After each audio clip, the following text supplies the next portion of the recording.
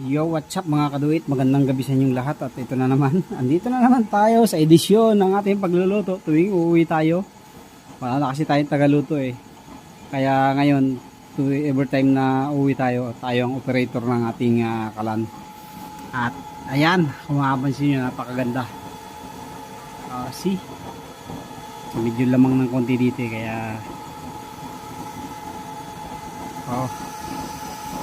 so yan po yung ating kalan. Nagluluto tayo ng sinigang, magsisigang tayo. Medyo ginigisa natin ng konti para mas masarap syempre. Ayan.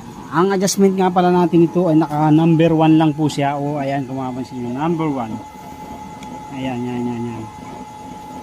Medyo nasa